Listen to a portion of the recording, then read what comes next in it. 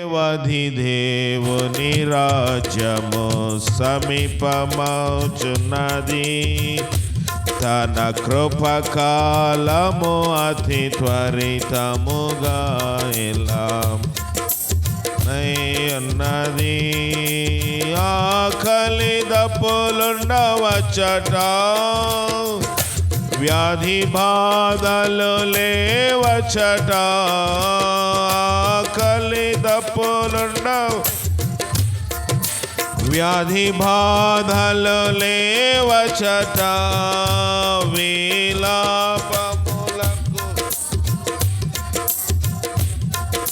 తావులేదచ్చట. మన బలమై దేవాది దేవుని రాజ్యము సమీపమవుచున్నది. తన కృపకాలము అతి త్వరితముగా గతింపనై సంతోష సునాదములు నీతి సమాధానములు. సంతోష సునాదములు నీతి సమాధానం. ఆ రాజ్యమునకు ఆధారములై అవి నిలచు కలకాలం.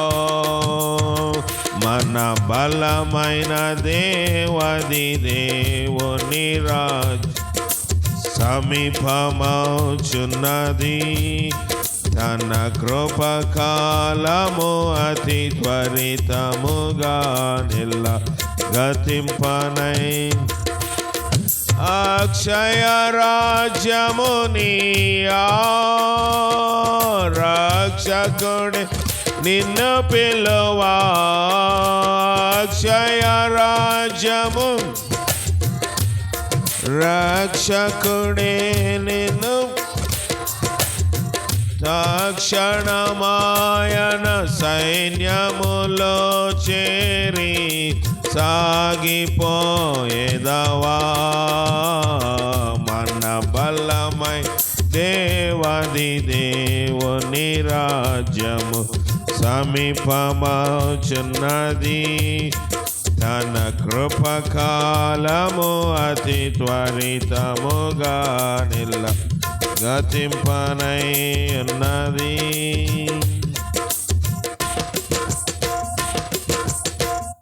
ప్రభువైన యేసుక్రీస్తు మీ అందరికీ వందనాలు.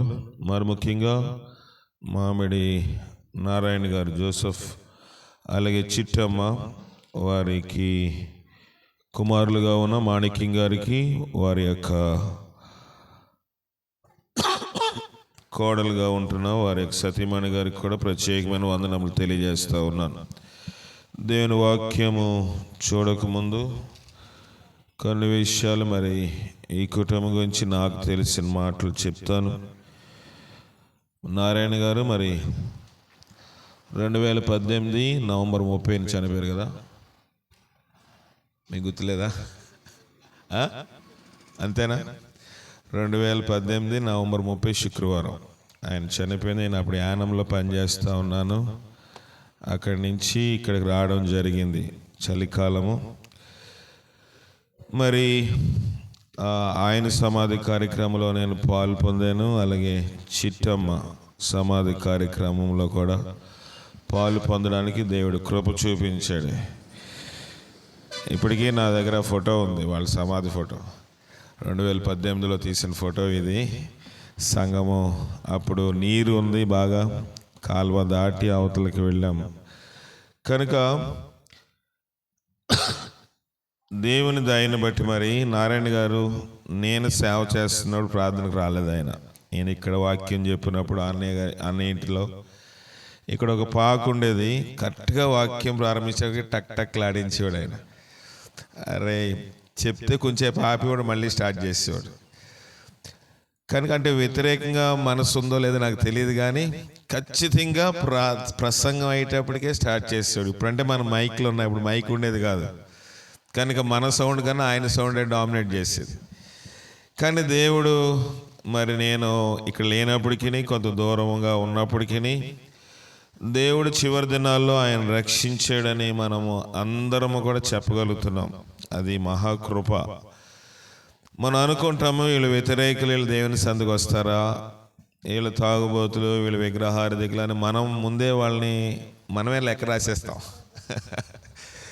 దేవుడు సర్వభూమికి రాజు అయినాడు. ఆయన లోకముని ఎంతో ప్రేమిస్తున్నాడు కనుక ఆయన పరలోకం వెళ్ళడం అంటే అది సాధారణమైన విషయము కాదు. వాక్యం తెలిసిన మనకి లేని ధన్యత ఆయన మనకన్నా ముందుగా పొందుకుని ఆయన పరలోకం వెళ్ళాడని ఖచ్చితంగా మన అందరం చెప్పగలం. ఆయనకి దర్శనం ఇచ్చాడు దేవుడు. మరి ఆ రీతిగా వారు దేవుని సందులోకి వెళ్ళడము, ముందే ఇశ్రాయేల్ గారు ఇందా చెప్పినట్లుగా వారు ఎవరి మీద ఆధారపడకుండా, అంటే చూడరని కాదు కానీ వారు అన్ని ఏర్పాట్లు చేసుకుని ఒక క్రమముగా వారు చనిపోయిన తర్వాత ఎలాంటి ఇబ్బంది లేకుండా ఏర్పాట్లు చేసుకుని వెళ్ళడం అనేది ఒక క్రమము, ఒక మర్యాద, ఒక మాదిరి అని మనం చెప్పగలం. కనుక దేవుడు ఈ మాటలన్నీ మనం వింటూ ఉంటాము. కానీ కొంతమంది అంటారు ఇలాంటి కోటాలు చేయకూడదు అంటారా? క్రైస్తవ ప్రపంచంలో, అన్యుల సంగతి నేను మాట్లాడట్లేదు కానీ క్రైస్తవ ప్రపంచంలో చెప్పే మాట ఏంటంటే ఇలాంటి కూటాలు చనిపోయిన వారిని జ్ఞాపకం చేసుకోవడం ఏంటి అన్నట్లుగా మనం మాట్లాడతారు. వాటి గురించి కొంత వివరించిన తర్వాత నేను వాక్యంలోకి వెళ్తాను. దేవుడు ఎవరిని జ్ఞాపకం చేసుకోమన్నాడు చూద్దాం. సామెతలు 10వ అధ్యాయం 7వ వచనం. సామెతలు రాసిన గ్రంథము 10వ అధ్యాయం 7వ వచనం. నీతిమంతుని జ్ఞాపకం చేసుకున్నట ఆశీర్వాదకరము అగును. సరిపోతుంది. ఎవరిని జ్ఞాపకం చేసుకోవాలంట? నీతిమంతులు. సరే, ఇప్పుడు నీతిమంతులు ఎవరైనా ఉన్నారా ఈ లోకంలో? చూడండి, నీతిమంతులు ఉన్నారా లేదా బైబిల్ చెప్తుంది. రోమీలు రాసిన పత్రిక 3వ అధ్యాయము 10, 11, 12 వచనాలు. రోమీలు రాసిన పత్రిక 3వ అధ్యాయం 10, 11, 12 వచనాలు. ఇందును గూర్చి మైక్ లేదా రాయబడినది ఏమనగా, నీతిమంతుడు లేడు, ఒక్కడును లేడు, గ్రహించువాడు ఎవడును లేడు, దేవుని వెదుకువాడు ఎవడును లేడు. అందరూ త్రోవ తప్పి ఏకముగా పనికి మాలిన వారైరి. నీతిమంతుడు లేడు, ఒక్కడును లేడు. మరి ఎవరిని జ్ఞాపకం చేసుకోవాలి? బైబిల్ అంటుంది నీతిమంతులను జ్ఞాపకం చేసుకోమని. అదే బైబిల్ చెప్తా ఉంది నీతిమంతుడు లేడు, ఒక్కడును లేడు. అయితే బైబిల్ అలాగ చెప్పి ఏ మాట కూడా వదిలేదు. కానీ మన వెతకులాట్లోని తేడా ఉంటుంది. 2 మాటలు పట్టుకొని నీతిమంతులు లేరు, ఎవరు లేరు కాబట్టి ఎవరిని జ్ఞాపకం చేసుకోకూడదు, ఈ కూటాలు ఏం పెట్టకూడదు అని చెప్పేస్తాం. కానీ బైబిల్ ఏం చెప్తుందో చూద్దాం. 1 కొరింథీయులకు రాసిన పత్రిక 6వ అధ్యాయము 9, 10, 11 వచనాలు చదవండి. అన్యాయస్తులు దేవుని రాజ్యమునకు వారసులు కానేరని మీకు తెలియదా? మోసపోవద్దు. జారులైనను, విగ్రహారాధికులైనను, వ్యభిచారులైనను, ఆడంగితనము గల వారైనను, పురుష సంయోగులైనను, దొంగలైనను, ద్రోహులైనను, రోగులైనను, లోగులా చదవండి, లోబి త్రాగుబోతులైనను, దోషకులైనను, దోచుకుని వారైనను దేవుని రాజ్యమునకు వారసులు కానేరు. ఒక లిస్ట్ ఇచ్చాడు దేవుడు. ఈ లిస్ట్ లో ఉన్నవారు ఎవరో పరలోకము వెళ్ళరంట. కింద చదవండి, ఇప్పుడు చదవండి. మీలో కొందరు అట్టివారై యుంటిరి గాని, అమ్మ నువ్వు లేగల వైర్ మీద కూర్చున్నావు. ప్రభువైన యేసు క్రీస్తు నామమున మన దేవుని ఆత్మయందు మీరు కడగబడి పరిశుద్ధపరచబడిన వారై ఏమయ్యారంట? ఏమయ్యారంట? నీతిమంతులుగా తీర్చబడితిరి. ఒక లిస్ట్ ఇచ్చాడు, చాలా పెద్ద లిస్ట్ ఉంది. దాంట్లో అన్ని రకములు ఎవరెవరు పరలోకం వెళ్ళరో చెప్పబడ్డారు. మనలో కూడా ఆ లిస్టులో ఏదో ఒకటిలో మనం ఖచ్చితంగా ఉంటాము. కానీ మీలో కొందరు అట్టివారై ఉన్నారు ఇంతకుముందు. కానీ దేవుని ఆత్మలో మీరు ఏం చేశారంట? కడగబడిన వారు ఏమయ్యారంటే ఇప్పుడు నీతిమంతులుగా తీర్చబడ్డారు. అందుకు జ్ఞాపకం చేసుకుంటున్నాం. మనుషుని యొక్క స్వభావము స్వాభావికముగా పాప స్వభావమే, కానీ నీతిమంతులుగా తీర్చబడ్డాము. అందులోనే ఒక మాట ఉంది, విగ్రహారాధన. విగ్రహారాధన క్రైస్తత్వమే కాదు, హిందువత్వం కూడా ఒప్పుకోదు. చాలా మందికి తెలీదు. యజుర్వేదము 40వ అధ్యాయం 9వ వచనంలో ఏమనుందంటే, యజుర్వేదము 40వ అధ్యాయం, బైబిల్ కాదు, వేదాల గురించి చెప్తున్నాను. యజుర్వేదము 40వ అధ్యాయం 9వ వచనం ఏముంది? సహజమైన వస్తువులు పూజించేవారు చీకట్లో ప్రవేశిస్తారంట. ఏ వస్తువులంట? సహజమైన వస్తువులను పూజించేవారు చీకట్లో ప్రవేశిస్తారు. సంభూతిని అంటే సృష్టించిన వాటిని పూజించేవారు చీకట్లో లోతుగా మునిగిపోతారు. వేదం చెప్తా ఉంది. సృష్టిని లేకపోతే చేసిన వాటిని పూజించేవారు ఏం చేస్తారంట? చీకట్లో లోతుగా మునిగిపోతారు. బైబిల్ ఒకటే కాదు, ఏ మత గ్రంథము కూడా విగ్రహారాధనకు ఒప్పుకోదు. అదే యజుర్వేదము 32వ శ్లోకం 3వ వచనంలో, దేవుని సర్వోన్నత లేని లేదా పరమాత్మ ప్రతిమ లేక విగ్రహము లేక భౌతిక ఆకృతి లేదు. దేవుని సర్వోన్నత లేదా పరమాత్మకు ఏం లేదంట? ప్రతిమ లేదంట, భౌతిక ఆకృతి లేదని వేదము చెప్తా ఉంది. భగవద్గీతలో ఏముందంటే, ఎవరికి తెలియని భౌతిక కోరికలు, ఎవరి తెలివిని ఎవరికైతే తెలివి ఉందో వారి యొక్క భౌతిక కోరికలు దొంగిలిస్తాయో వారు దేవతలను అంటే విగ్రహాలను పూజిస్తారు. దాని అర్థం మీకు అర్థమైందా? ఎవరికైతే మనకు తెలివి ఉంది, మన తెలివి ఏం చేస్తారంటే భౌతిక కోరికలు అంటే శరీర సంబంధమైన పాపాలు చేస్తారో వారు ఏం చేస్తారంట? వారు విగ్రహాలను పూజిస్తారు అని నేను చెప్తున్న మత గ్రంథం చెప్పటం లేదు. భగవద్గీత 7వ అధ్యాయం 20వ వచనంలో ఉంది. భగవద్గీత 7వ అధ్యాయం 20వ వచనంలో. కనుక విగ్రహారాధన చేయదని క్రైస్తత్వం ఒకటే కాదు, వేదాల్లో ఉంది, భగవద్గీతలో రాయబడి ఉంది. కనుక నేను చెప్పడం కాదు, ఆ మతమును లేకపోతే ఆ యొక్క విశ్వాసమును ఆచరించేవారు కూడా మనం ఏ విశ్వాసం అయితే ఆచరిస్తున్నామో అందులో ఏమి రాయబడిందో ముందు చూడాలి. కనుక విగ్రహారాధన చేసేవారు పరలోకం వెళ్ళరని బైబిల్ ఒకటే చెప్పడం లేదు. విగ్రహారాధన చేసేవారు చీకట్లో ఉన్నారు, వేదాలు చెప్తా ఉన్నాయి. శరీర కోరికలలోని తెలివితేటలను పాడు చేసుకున్న వారు విగ్రహారాధన చేస్తారని భగవద్గీత కూడా చెప్తా ఉంది. ఎందుకు ఈ మాటలు చెప్తున్నానంటే, సాధారణంగా అందరూ అనుకుంటారు క్రైస్తత్వం ఒకటే విగ్రహారాధనకి ఆటంకము, మిగతా ఏ మత గ్రంథాలలో లేదని కాదు. ఖచ్చితంగా తేటతెల్లంగా రాయబడింది కనుక మీ ముందు బహిర్గతంగా చెప్పబోతా ఉన్నాను. మీ ముందే ఇక్కడ చెప్తున్నాను అనుకుంటున్నారు. ఇది రికార్డింగ్ లైవ్ వెళ్తుంది, ప్రపంచవ్యాప్తంగా వెళ్తుంది. కనుక నేను ఏదో మీకు తెలియదు కనుక మీరు చదవలేదు కానీ నేను చెప్పేశానంటే నాకు బోల్డ్ మంది ట్రోల్ చేస్తారు. ప్రియమైన దేవుని సంగమా, దేవుని బిడ్డలారా, కొంత లిస్ట్ ఇచ్చాడు ప్రభు. ఇక్కడ కొరింథీయులకు రాసిన పత్రికలో ఒక లిస్ట్ ఇచ్చి ఆ లిస్ట్ ప్రకారం చెప్తా ఉన్నాడు, వీళ్ళెవ్వరూ పరలోక రాజ్యంలోనికి వెళ్ళరు, కాకపోతే వాళ్ళు దేవుని ఆత్మ చేత కడగబడితే నీతిమంతులుగా తీర్చబడతారు. ఇంతవరకు మనం నీతిమంతులు ఎవరో తెలుసుకున్నాం. ఎలాగా? నీతిమంతులు ఎవరూ లేరు కానీ అందరూ పాపం చేశారు, అందరిలోనే పాపం ఉంది. దేవుని చేత కడగబడితే అది నా మత గ్రంథం నేను బోధిస్తున్నావు, బైబిల్ మాత్రమే చెప్పటం లేదు. లోకములోని పురాణాల్లో, ఇతిహాసాల్లోని, వేదాల్లోని, సనాతన ధర్మంలో రాయబడిన వాక్య ప్రకారముగా సర్వ పాపమునకు పరిహారము కావాలి. సర్వపాప పరిహారార్థం రక్త ప్రోక్షణ అవశ్యం, తద్రక్తం పుణ్యదాన బలియాగము. అంటే సర్వపాపం పోవాలంటే పుణ్యాత్ముని యొక్క బలి యొక్క రక్తము కావాలి.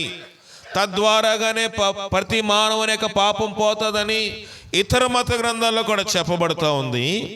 కనుక పరమాత్ముని దగ్గరికి రావాలి.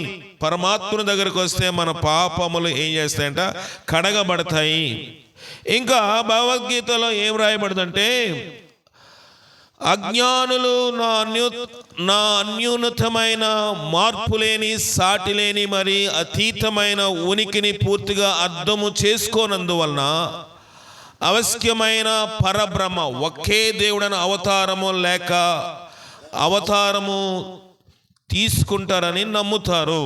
ఏం చేస్తారంట, వాళ్ళు ఏముంది, అజ్ఞానులు అత్యున్నతమైన మార్పులేని సాటిలేని మరి అతీతమైన ఉనికిని పూర్తిగా అర్థము చేసుకోరంట అజ్ఞానులు. అందుకే బ్రహ్మ అంటే ఎవరు, ఒక్కడే. పరబ్రహ్మ అంటే దేవుడు ఒక్కడే నమ్మకం. రకరకమైన ఆకారాలు చేసుకుంటారని భగవద్గీత చెప్తా ఉంది. కనుక దేవుడు ఒక్కడే. బైబిల్ కూడా చెప్తుంది దేవుడు ఒక్కడే, దేవునికి నరులకు మధ్యవర్తియు ఒక్కడే, ఆయనే క్రీస్తు యేసును నరుడు.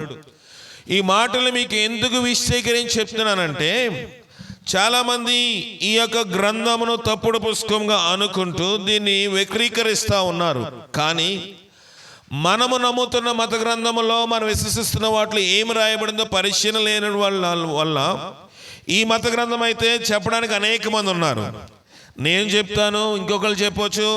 కొన్ని కోట్ల మంది దైవజనులు ఈ మత గ్రంథం పట్టుకొని బోధిస్తూ ఉన్నారు. కానీ కొన్ని మత గ్రంథాలు బోధించడానికి వారి తరపున ఎవరో లేనందువలన ఈ మత గ్రంథంలో చెప్పబడింది తప్పని మనుషులు అవశేషముగా నమ్మి దీన్ని దూషిస్తున్నారు. కనుక ఈ మాటలు మీతో పబ్లిక్గా నేను మాట్లాడవలసిన సందర్భం ఈ దినం. ఇక్కడ నీతిమంతుడు లేడు, ఒక్కడును లేడు, అందరూ పాపము చేసి దేవుడు అనుగ్రహించు మహిమను పొందలేకపోతా ఉన్నారు. కానీ మనం వీరిని ఎందుకు జ్ఞాపకం చేసుకున్నామంటే, వీరు దేవునిలో నడిచారు, రక్షించబడ్డారు, మారు మనసు పొందారు. దేవుని యొక్క వారికి పిలుపు అయిపోయినప్పుడు, వారు దేవుడు రమ్మని వారికి తెలిసినప్పుడు వారికి తెలిసింది మా అంతం అయిపోతుంది, మేము చనిపోతున్నాము, దేవుని యొక్క దూతలు వస్తున్నాయని వారు దర్శనముతో వాళ్ళు తమ తనువును చాలించారు. అంత మాత్రమే కాదు, ఒకవేళ మనము ఏదైనా ఇలాంటి కార్యక్రమం చేస్తూ ఉన్నాము, ఎవరైనా పరలోకం వెళ్ళలేదని మనం అనుకుంటున్నాం అనుకోండి, వెళ్ళారా లేదా మనం చూసామా? చెప్పండి, చూసామా? చూడలేదు. సపోజ్ వెళ్ళలేదు అని మనం అనుకుంటున్నాం అనుకోండి, వెళ్ళకపోయినా వాళ్ళ పరలోకం వెళ్ళకపోయినా కూటం పెట్టుకోవడంలో తప్పేం లేదు. ఎందుకంటే ఈ కూటం పెట్టడం వల్ల మనం ఎవరిని ఎక్కువగా ప్రాధాన్యత ఇస్తాము? దేవునికి ప్రాధాన్యత ఇస్తాము. ఈ కూటం పెట్టడం వల్ల దేవుని వాక్యము 10 మందికి బోధిస్తాము. సందర్భము వీరి గురించి అయినా, చిట్టమ్మ గారి గురించి అయినా, లేకపోతే నారాయణ గారి గురించి అయినా, రేపొద్దు నేను చనిపోతే నా గురించి అయినా, నేను పరలోకం వెళ్ళానని మీరు అనుకోవచ్చు. లేకపోతే వీరి క్రియలు బట్టి వీరు పరలోకం వెళ్ళాము అనుకుంటున్నాము, మనం నమ్ముతున్నాం, విశ్వసిస్తున్నాము. కానీ ఒకవేళ వెళ్ళకపోయినా, నేను పరలోకం వెళ్ళకపోయినా, వాళ్ళ పరలోకం వెళ్ళకపోయినా, వాళ్ళ సందర్భముగా మనం ఇలాగ కూడుకొని ఇలాగ వారిని జ్ఞాపకం చేసుకుంటూ కొన్ని దేవుని మాటలు బోధించడం ఎలాంటి తప్పు లేదు. కనుక దేవుని మాటల కోసమే ఈ ఏర్పాట్లన్నీ చేస్తూ ఉన్నాం. ఇక్కడ మనం పరిశీలించవలసిన మాటల్లోని నేనేం చెప్పాను? మొదటగా ఎవరిని జ్ఞాపకం చేసుకోవాలో చెప్పాను. మనము నీతిమంతులము కాదు, కానీ కొంచెం నెమ్మదిగా మాట్లాడాలి దయచేసి. మనం నీతిమంతులము కాదు, కానీ మనం ఎవరు యథార్థవంతులు కాదు, కానీ మనం ఎవరు పరిశుద్ధవంతులు కాదు, కానీ దేవుని ఆత్మచేత కడగబడ్డాం కనుక నీతిమంతులుగా తీర్చబడ్డాం. అయితే ఇప్పుడు దేవుని ఆత్మ ఎప్పుడుందంటే 2000 సంవత్సరముల క్రితము 2000 సంవత్సరముల క్రితం యేసుక్రీస్తు ప్రభువు ఈ లోకములోకి వచ్చాడు. ఆయన పుణ్యాత్మునిగా వచ్చాడు. ఆయన పాపము లేనివాడుగా, జన్మ పాపం లేనివాడుగా వచ్చాడు. పరిశుద్ధ ఆత్మ వల్ల తల్లి అయిన మరియ గర్భము ధరించింది కనుక ఆయన రక్తము చిందించాడు. మరి పూర్వం ఉన్న వాళ్ళ పరిస్థితి ఏంటి? పూర్వం ఉన్న వాళ్ళ పరిస్థితి ఏంటంటే చూడండి, ఆదికాండము 15వ అధ్యాయం 6వ వచనము. ఆదికాండం 15వ అధ్యాయం 6వ వచనం చదువుదాం. అతడు నమ్మెను. ఎవరతడు? అబ్రహాము యెహోవాను నమ్మెను. ఆయన అది ఏంటి? దేవుడు నమ్మాడు గనుక ఆయన అంటే దేవుడు అబ్రహాముకి అది అతనికి నీతిగా ఎంచెను. అబ్రహాం ఎవరు నమ్మారంట? దేవుడు నమ్మాడు గనుక దేవుడు అన్నాడు అది నీకు నీతి. దేవుని నమ్మడం అంటే అందరం నమ్ముతాము. ఇప్పుడు చర్చికి వచ్చిన వాళ్ళే కాదు, అన్యులు కూడా, చర్చికి వచ్చిన వాళ్ళే కాదు, అన్యులు కూడా యేసు ప్రభు దేవుడు అని నమ్ముతారా? నమ్మరా? నమ్ముతారు కాబట్టి అయ్యా మీ చర్చిలో మీ పాస్టర్ గారు చెప్పి ప్రార్థన చేయించని అడుగుతారు అడగరా? బోళ్ళు మంది అడుగుతారు. అయ్యా ఎక్కడికైనా వెళ్ళి నేను ఎక్కడైనా కొంటున్నప్పుడు బాబు నేను ఏదైనా బేరవాడినప్పుడు ఏదైనా మామిడికాయలు అయ్యి వాళ్ళు చూస్తూ ఉంటారు. చూసి అయ్యా మీరు ఏంటంటే నేను ఫలానా అయ్యా మా వ్యాపారం కొంచెం ఇదంతా సాయంకాలం అయిపోయేలా ప్రార్థన చేయమని చేసి వస్తూ ఉంటారు. వాళ్ళు అన్యులే, వాళ్ళు దేవుని తెలుసుకోరు, కానీ వాళ్ళకి విశ్వాసం ఉంది. కానీ అది నమ్మకం కాదు. లోకములోని దేవుడని అందరూ నమ్ముతున్నారు.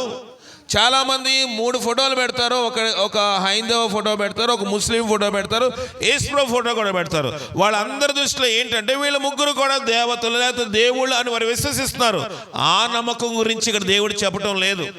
ఆ విశ్వాసం గురించి కాదు. ఫోటో పెట్టుకుంటే, చర్చికి వస్తే, లేకపోతే మసీదుకి పోతే, లేకపోతే గుళ్ళో పెట్టే దండం గురించి విశ్వాసం కాదు.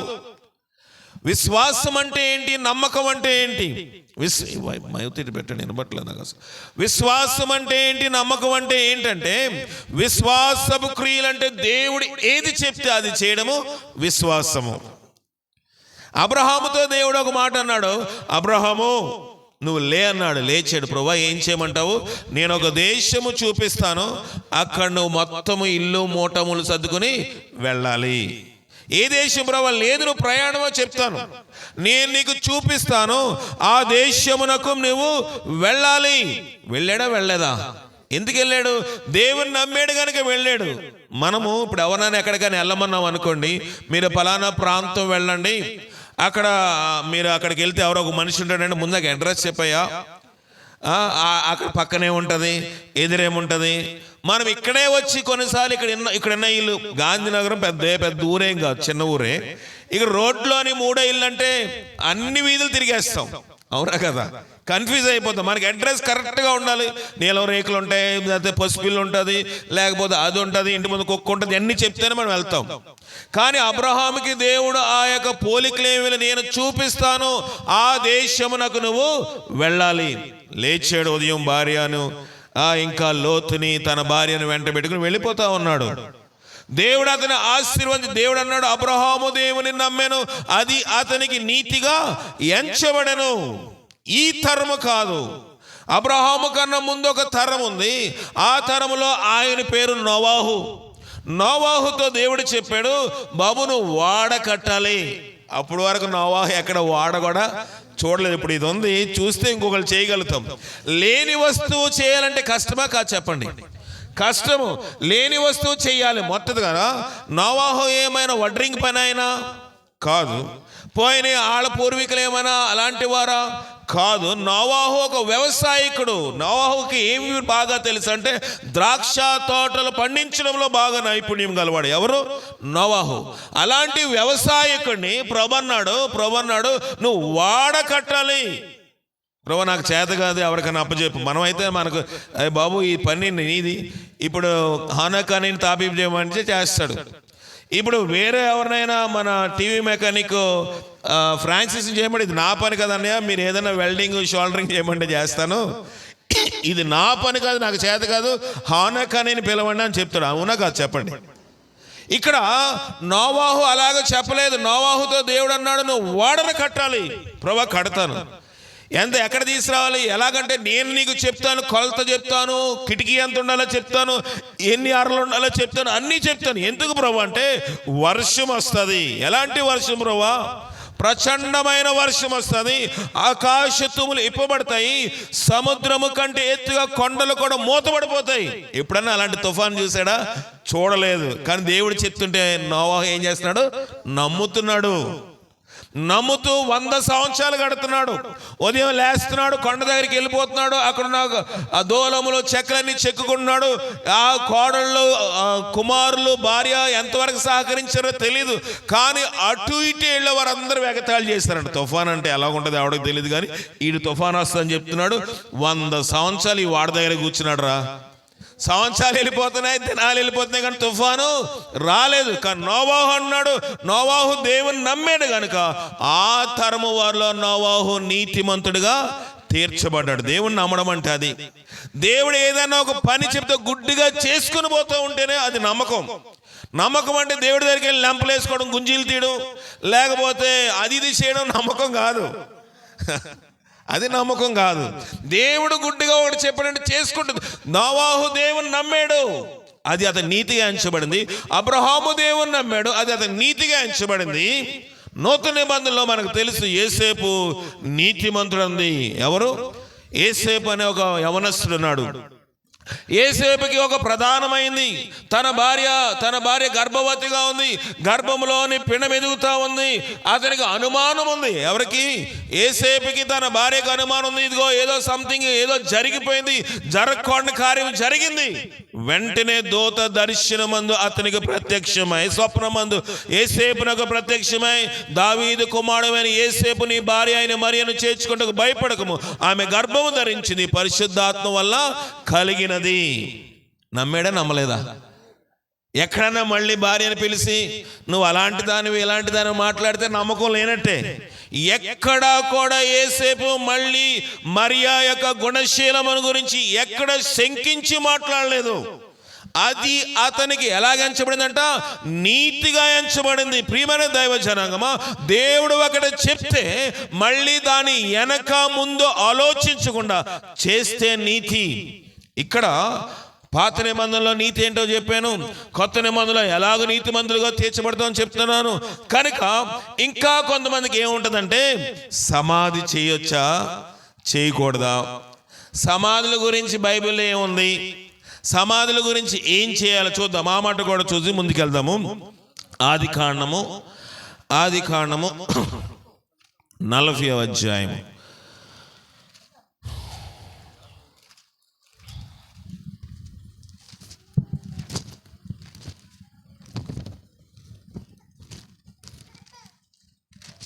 క్షమించాలి, 50వ అధ్యాయము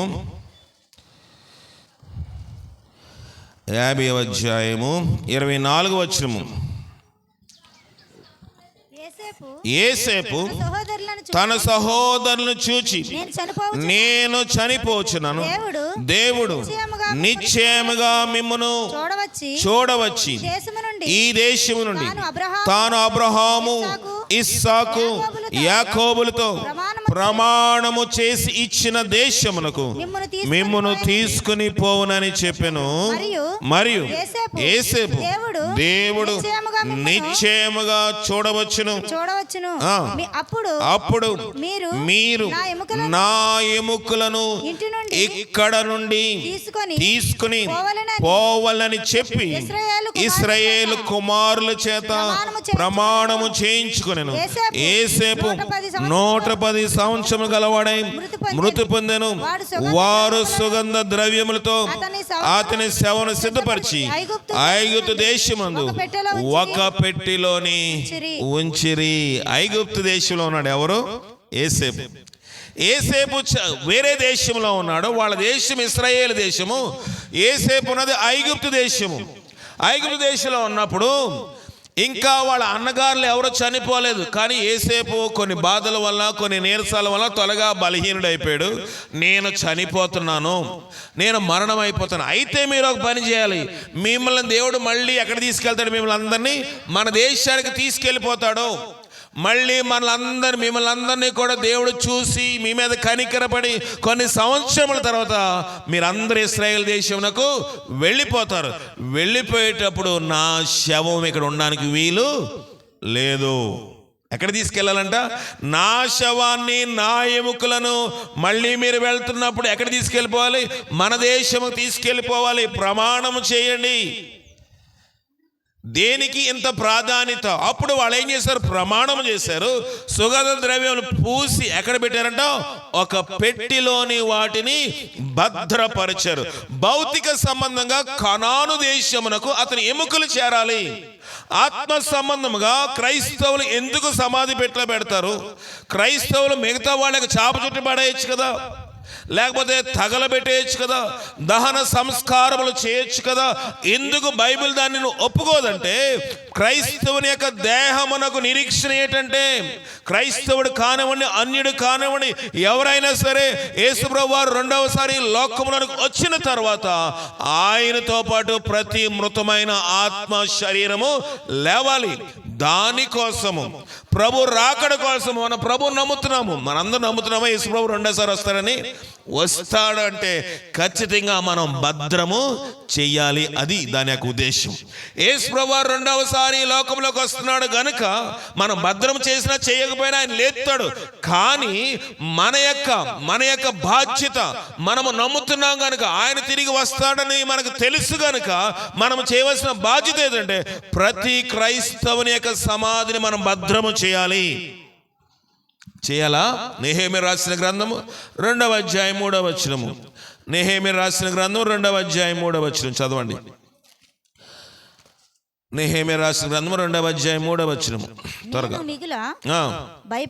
నేను మిగిల భయపడి రాజు చిరంజీవి అగునుగాక మా పితరుల సమాధులుండు పట్టణము పాడైపోయి దాని గుమ్మములను అగ్ని చేత కాలిబడి ఉండగా నాకు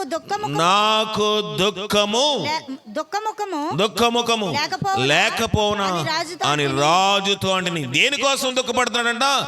నా పితరులు సమాధులు నిన్న పట్టణం అయిపోయిందంట, అగ్ని చేత కాలిపోయింది. దేనికోసం ప్రయాసపడుతున్నాడు నెహెమీయా? పితరుల సమాధుల కోసము. బైబిల్లో దానికి చాలా ప్రాధాన్యత ఉంది. దాని ఆత్మీయ మర్మములు ఎన్నో ఉన్నాయి. అవన్నీ ఇప్పుడు నేను పబ్లిక్లో చెప్పడానికి టైం లేదు. కానీ క్రైస్తవులు ఎందుకు సమాధి భద్రం చేస్తున్నారు, నెహెమీయా ఎందుకు అంగలారుస్తూ ఉన్నాడు, లేకపోతే యేసేపు ఎందుకు తన యొక్క ఎముకలను భద్రం చేయమన్నాడో దానిని బట్టి క్రైస్తవులు ఎంత పేదవాడైనా, ఆఖరికి తినే దినముల్లో చనిపోయే రోజుల్లో తినడానికి ఆహారం లేకపోయినా సంఘమైనా భరించి, సంఘములో బిడ్డలైనా భరించి సమాధి పెట్టి చేయించి సాగనమ్ముతుంది క్రైస్తవ సమాజం. ఎందుకంటే ఆయన రాకడలోని ఈయన కూడా లేస్తాడు. అన్యుడు కానివ్వండి, ధన్యుడు కానివ్వండి, మారు మనసు పొందనివ్వండి, లేకపోతే విగ్రహార్థం కానివ్వండి, ఎవరైనా సరే లేస్తారు కనుక మనం ఏం చేస్తామంటే క్రైస్తవుని ఒక పెట్టెలో పెట్టి సమాధి చేస్తాం. ఇది క్రైస్తవ యొక్క సాంప్రదాయం. అయితే పాఠంలోకి ఇప్పుడు వద్దాం. చూడండి, అపోస్తలులు రాసిన కార్యములు 13వ అధ్యాయం 36, 39 36, 37, 38 చదవండి. అపోస్తలులు 13:36 చదవండి. దావీదు దేవుని సంకల్పము చొప్పున తన తరము వారికి సేవ చేసి నిద్రించెను. తన పితరుల యొద్దకు చేర్చబడి కుళ్ళిపోయెను గాని సరిపోతుంది. దావీదు దేవుని సంకల్పము చెప్పున, జాగ్రత్తగా వినండి, దావీదు దేవుని యొక్క సంకల్పము చెప్పున ఏం చేశాడంట? ఏం చేశాడు? తన తరము వారికి సేవ చేసి నిద్రించెను. సరిపోతుంది. తన తరము వారికి సేవ చేసి చనిపోయాడు. ప్రియమైన దేవుని సంగమా, దైవ జనాంగమా, వాక్యం వింటున్న వాళ్ళారా, దేవుడు మనతో మాట్లాడుతున్న విషయం ఏంటంటే ప్రతి ఒక్క మనిషిని భూలోకం మీద దేవుడు ఒక సంకల్పము చేత సృష్టిస్తాడు. దావీదు అనే వ్యక్తి ఉన్నాడు. ఆయన రాజు. కానీ నేను రాజరికం చేశాను అని చెప్పట్లేదు. బైబిల్ ఏం చెప్పట్లేదు. దావీదు రాజు అయినప్పటికీ దేవుని వాక్యం ఏమి సెలవిస్తుందంటే ఆ తరము వారికి ఏం చేశాడంట? సేవ చేయడానికి దేవుడు అతన్ని ఏర్పాటు చేసుకున్నాడు. దావీదు గొప్ప రాజు. బైబిల్లోని అనేక మంది రాజులను, కొన్ని వందల మంది రాజుల యొక్క చరిత్ర ఇందులో లిఖితపూర్వకంగా ఉన్నది. వారందరి గురించి చెప్పాలంటే ప్రభు అన్నాడు, దావీదులాగా నడిచాడా? దావీదులాగా ప్రార్థన చేశాడా? దావీదులాగా దేవుని యందు భయభక్తులు గలవాడుగా ఉన్నాడా? ఏ రాజు గురించి చెప్పాలైనా దావీదును ముందు పెడతా ఉన్నాడు. ఇక్కడ దావీదు ఏం చేస్తున్నాడంటే ఆ తరము వారికి, అతను ఉన్న వారికి, ఆ టైంలో అతనితో పాటు జీవించే వారికి సేవ చేసి ఏం చేశాడంట? నిద్రించి తన పితల యొద్దకు చేర్చబడ్డాడు. ప్రియమైన దైవ జనాంగమా, మనం అందరూ కూడా ఒక లెక్క ఉంది. దావీదు సేవ దినములు పూర్తయిన తర్వాత చనిపోయాడు. మన దినములు పూర్తి అవ్వకముందే, మనం చేయవలసిన పని పూర్తి అవ్వకముందే మనము చనిపోతే దేవునికి లెక్క అక్కడ అప్పచెప్పాలి. దావీదు లెక్క ముగించుకుని వెళ్ళాడు. మనం లెక్క ముగించుకుని వెళ్ళకపోతే దేవుని ఎదురు లెక్క అప్పగించాలి. ఎవరి క్రియలు చెప్పిన వాని జీతము నా యొద్ద ఉన్నది. దేవుడు నీకు ఒక పని అప్పగించాడు. అది ఏ పనైనా కావచ్చు. నీకు వ్యాపారం అప్పచెప్పచ్చు, నీకు వ్యవసాయం అప్పచెప్పచ్చు, నీకు ఉద్యోగం ఇవ్వచ్చు, లేకపోతే నీకు ఏదైనా వృత్తి ఉండొచ్చు, లేకపోతే నీకు చేతి పని ఉండొచ్చు, లేకపోతే దైవజనుడు కావచ్చు, లేకపోతే పాటలు పాడే వారు ఉండొచ్చు. ప్రతి ఒక్కరికి దేవుడు ఒక పని ఏర్పాటు చేశాడు. ఆ పని ద్వారాగా మనం సేవ చేయాలి. మనం ఎందుకు సేవ చేస్తాము? మనం వ్యాపారం ఎందుకు చేస్తాము? లాభం వస్తుందని. కానీ దేవుని ఉద్దేశం అది కాదు. నీవు వ్యాపారం ద్వారా నువ్వు లాభం సంపాదించాలి కాదు అంటలేదు. కానీ దాని ద్వారా నువ్వు ఏం చేస్తున్నావు? వ్యాపారం ద్వారా ఏం చేస్తావు? ఇప్పుడు ఆనక్ అని ఉన్నాడు, ఉదయం బండి వేసుకెళ్తాడు. బండి వేసుకుని ఆయన ఉద్దేశం ఏంటి? నేను వ్యాపారం చేస్తాను, కొంత లాభం వస్తుంది, నేను జీవనోపాధి సాగించుకోవాలని. కానీ దేవుని ఉద్దేశం అది కాదు. ఆయన దాని ద్వారా అనేక మందికి ఏం చేస్తున్నాడు? సేవ చేస్తున్నాడా? చేయట్లేదా? చేస్తున్నాడు కదా. ఆయన పొట్లాలు పట్టుకెళ్ళిపోతే ఎవరైనా కొనుక్కుంటారా? కొనుక్కోరు. వాళ్ళకి కావాల్సిన తినుబండారాలో లేకపోతే అవో ఇవోని తీసుకెళ్తాడు కనుక వాళ్ళకి సేవ చేస్తూ ఉన్నాడు. ఆ సేవలోని ఎలాగుండాలంట? నమ్మకముగా ఉండాలి. ఆయన గురించి చెప్పట్లేదు, నీకు ఉదాహరణ చెప్తున్నాను. ఆ సేవలోని నమ్మకంగా ఉండాలి. నేను ఇక్కడ ఉన్నాను, జనాలు అనుకుంటారు ఈయన వాక్యం చెప్పి బైబిల్ చెప్తే ఆయన కొంత దశమభాగం వస్తుంది, కొన్ని కానుకలు వస్తాయి, తద్వారా ఆయన పోషించబడతారు మీరు అనుకోవచ్చు. కానీ దేవుని ఉద్దేశం అది కాదు. దీని ద్వారాగా మీకు నేను ఏం చేయాలి? సేవ చేయాలి. లేకపోతే నీకు ఆటో ఉండొచ్చు, లేకపోతే నీకు ఉద్యోగం ఉండొచ్చు, లేకపోతే నీకు వ్యవసాయం ఉండొచ్చు. వ్యవసాయం చేయడం ద్వారాగా ఫలమును తీసుకుని వచ్చి, పంటను తీసుకుని వచ్చి, దాని ద్వారాగా వీళ్ళు ఏం చేస్తారు? వ్యాపారస్తులకి, దళారులకి అమ్మేస్తారు. మనకు అయిపోయింది అనుకుంటారు. కాదు, దాంట్లో ఏముంది? అక్కడ సేవ దాగి ఉన్నది. ఆ సేవలో మనం ఎలా ఉండాలి? నమ్మకస్తులై ఉండాలి. దావీదు ఆ తరము వారిలోని, దావీదు ఆ తరం వారందరికీ సేవ చేసి తన దినములు సంపూర్తి చేసుకుని తన పితల యొద్దకు వెళ్ళాడు. అలాంటి దావీదుతో ప్రభువన్నాడు, బాబు నువ్వు నా చర్చి కట్టడానికి వీలు లేదన్నాడు. ఏమన్నాడు? నా చర్చి కట్టడానికి వీలు లేదన్నాడు. ప్రభువా, నేను మహారాజుని నువ్వే అంటున్నావు, నన్ను పిలిచావు కదా, నేను ఇది చేశాను కదా. సరే, ఏం చేయాలంటే నువ్వైతే నా చర్చ్ కట్టడానికి వీల్లేదు. ఎందుకంటే నువ్వు సేవ చేసావు, బాగానే ఉంది. కానీ నువ్వు సేవ చేసే దినముల్లోని నీ చేతులతోటి అనేక మంది రక్తమును ఒలికించావు. ఎలా ఒలికించావు? బహుగా ఒలికించావు. ఎక్కువ రక్తము నీ చేతుల్లోంచి వచ్చింది కనుక ఈ చేతులతోటి నువ్వేం చేయడానికి పనికిరావంట? నా మందిరము కట్టడానికి పని చేయవు. మరి ఏం చేయమంటావు? నీ కొడుకు కడతాడు. కానీ దావీదులో ఒక ప్రశ్న రావాలి. దావీదు మందిరం కట్టడానికి ఓస పోగేశాడా? పోగేశాడు. బంగారము పోగేశాడు, దోలాలు పోగేశాడు. అతను ఇచ్చాడు. మొదట ఎవరు? దావీదు ఇచ్చాడు. దావీదు ఇచ్చిందే కాకుండా డొనేషన్స్ అన్నీ పోగేశాడు. దేవుడు అన్నాడు నువ్వు చేయడానికి వీల్లేదన్నాడు. మనకైతే మనం అన్ని పని చేసిన తర్వాత నువ్వు పాట పాడడానికి వీల్లేదన్నావు అనుకోండి, నా డబ్బులు అయితే కావాలి కానీ నేను పాట పాడడానికి సరిపోనా అనిపిస్తుంది. కానీ దావీదు అలాగనలేదు. ఆ తరము వారిలోని అతని సేవ అతనికి దేవుడు ఏర్పాటు చేసింది కలెక్షన్ వరకే. అతనికి దేవుడు ఏర్పాటు చేసింది అది పోగు చేయడం వరకే. అతనికి దేవుడు ఏర్పాటు చేసింది అది తీసుకుని వచ్చి అక్కడ నిల్వ చేయడం వరకే. ప్రభువా, నేను చేయడానికి తగనైతే నేను తగను, నేను చేయొద్దు అంటే నేను చేయను. నా కుమారుడు చేస్తాను, నువ్వు చేయించుకుని ఎవరితో చేయించుకుని నాకు తెలియదు. నేను చేయవలసిన పనిని నీ సేవ కోసం నేను సంపూర్తి చేస్తాను. ప్రియమైన దైవ జనాంగమా, ప్రియమైన దేవుని బిడ్డలారా, దేవుని వాక్యం వింటున్న మనకేమనిపిస్తుంది అంటే నేను చూడాలన్నిట్లో నేనే చేయాలి అని మనకొక ఉల్లాసము, మనకొక ఆర్భాటం ఉంటుంది. కానీ దావీదులో అలాంటి స్థితి కనబడలేదు.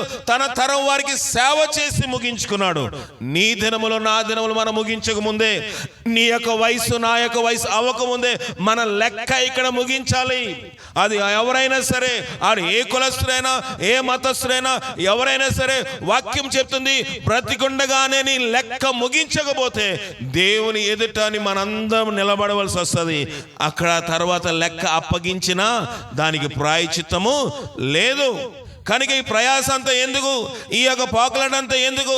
అందరిలాగా మనము కూడా అడవులోని మృగముల వలె, జంతువుల వలె ఇష్టానుసారంగా జీవించడానికి మనుష్యునికి ఏ మత గ్రంథం ఒప్పుకోదు. మనుష్యునికి ఒక జీవన శైలి ఉంది, వాళ్ళకి ఒక పని ఉంది, వాళ్ళకి సేవ చేసే దినాలు ఉన్నాయి, వాళ్ళు బ్రతికే దినాలు ఉన్నాయి. ఆ దినములు ముగించక ముందే ప్రతి ఒక్కరు లెక్క ముగించుకోవాలి. దావీదు లెక్క ముగించుకున్నాడు. దావీదు తన చేయవలసిన పరిచర్య అంతనే ముగించుకున్నాడు. తన పితరుల దగ్గరికి వెళ్ళాడు. ఆ విధంగా మనము కూడా ఈ చిట్టమ్మ గారి యొక్క జ్ఞాపకార్థ దినమందు, లేకపోతే నారాయణ గారు మనం జ్ఞాపకం చేసుకుంటూ వారు కూడా తమ లెక్క ముగించుకున్నారని మనం విశ్వసిస్తున్నాము. మనం అలా ముగించగలమా?